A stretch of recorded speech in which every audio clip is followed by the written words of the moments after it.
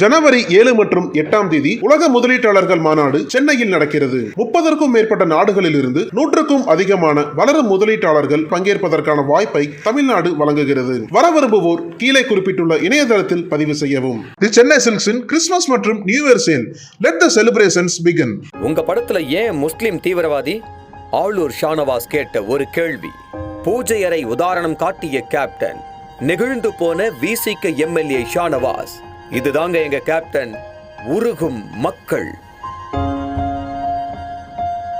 நடிகரும் தேமுதிக நிறுவன தலைவரும் முன்னாள் சட்டமன்ற எதிர்க்கட்சி தலைவருமான விஜயகாந்த் உடல்நலக் குறைவு காரணமாக சிகிச்சை பெற்று வந்த நிலையில் நேற்று காலை உயிரிழந்தார். இவரது மறைவு தமிழக மக்கள் மத்தியில் பெரும் அதிர்ச்சியையும் சோகத்தையும் ஏற்படுத்தி உள்ளது. இவரது மறைவுக்கு அரசியல் தலைவர்கள், சினிமா பிரபலங்கள் என பலரும் இரங்கல் தெரிவித்து வருகின்றனர். அவரது உடல் சென்னை சாலிகிராமத்தில் உள்ள அவரது வீட்டில் பொதுமக்கள் அஞ்சலிக்காக வைக்கப்பட்டு பின்பு சென்னை கோயம்பேட்டில் உள்ள தேமுதிக தலைமை அலுவலகத்திற்கு கொண்டு செல்லப்பட்டது. அங்கு அரசியல் கட்சி தலைவர்களும் பொதுமக்களும் தேமுதிக நிர்வாகிகளும் திரையுலக பிரபலங்களும் அவரது உடலுக்கு அஞ்சலி செலுத்தி வந்தனர். மக்கள், ரசிகர்கள், தொண்டர்கள் என ஆயிரக்கணக்கான மக்கள் தேமுதிக அலுவலகம் முன்பு திரண்டு கண்ணீர் அஞ்சலி செலுத்தினர். இதனைத் தொடர்ந்து கூட்டம் அதிகமாக வரவே விஜயகாந்தின் உடல் சென்னை தீவுத்திடலுக்கு மாற்றப்பட்டு பொதுமக்களின் அஞ்சலிக்காக வைக்கப்பட்டுள்ளது. மதியம் 1 மணிக்கு மேல் தீவுத்திடலில் இருந்து இறுதி ஊர்வலம் புறப்பட்டு பூந்தமல்லி சாலை வழியாக கோயம்பேட்டில் உள்ள தேமுதிக அலுவலகத்தில் நல்லடக்கம் செய்யப்பட்டுள்ளது. அங்கு பல்லாயிரக்கணக்கானோர் குவிந்து விஜயகாந்தின் உடலுக்கு அஞ்சலி செலுத்தி வருகின்றனர். இந்த நிலையில் இந்திய கிரிக்கெட் வீரர் வாஷிங்டன் சுந்தர் விஜயகாந்தின் மறைவுக்கு இரங்கல் தெரிவித்து தனது சமூக வலைதளத்தில் பதிவிட்டுள்ளார். இந்த நிலையில் விடுதலை சிறுத்தைகள் கட்சி துணை பொதுச் செயலாளரும் சட்டமன்ற உறுப்பினருமான ஆளூர் ஷானவாஸ் அளித்துள்ள பேட்டியில், கேப்டன் விஜயகாந்தை நானும் நண்பர் ஷாஜா கனியும் ஒருமுறை சென்று அவரது இல்லத்திலேயே சந்தித்தோம். அப்போது விஜயகாந்த் கட்சி தொடங்கவில்லை. சில மணி நேரம் அவருடன் பேசினோம்.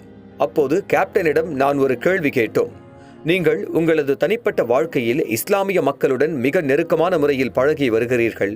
சாதி மத பேதமின்றி அனைவரிடமும் அன்பை மட்டுமே கொடுக்கிறீர்கள். பலருக்கும் உதவி செய்திருக்கிறீர்கள், செய்து கொண்டிருக்கிறீர்கள். ஆனால் உங்கள் படங்களிலும் ஏன் இஸ்லாமியர்கள் தீவிரவாதிகளாக சித்தரிக்கப்படுகிறார்கள் என கேள்வி ஒன்றை கேட்டேன். அதற்கு பதிலளித்த கேப்டன், தினமும் பேப்பரில் அப்படித்தான் செய்து வருகிறது. அதன் அடிப்படையில் அது போன்ற கதைகளில் நடிக்க வேண்டியுள்ளது என வெகுளித்தனமாக பதிலளித்துள்ளார். இதை குறிப்பிடும் ஷானவாஸ், பொது ஊடகங்களில் வரும் சித்தரிப்புகள் மக்களுடன் நெருக்கமாக இருக்கும் விஜயகாந்த் போன்றோரையே பாதித்துள்ளது என்பதற்கு உதாரணமாக இருந்தது என தெரிவித்தார். மேலும், நான் தனிப்பட்ட முறையில் எப்படி என்பது உங்களுக்கு தெரியுமல்லவா?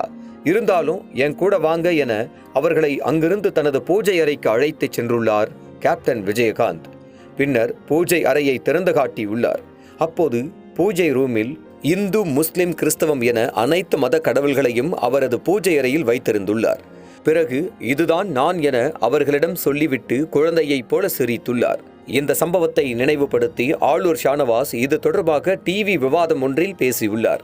இதை தேமுதிக கட்சி தொண்டர்கள் மட்டுமின்றி தமிழக மக்கள் பலரும் குறிப்பிட்டு பேசி வருகின்றனர்.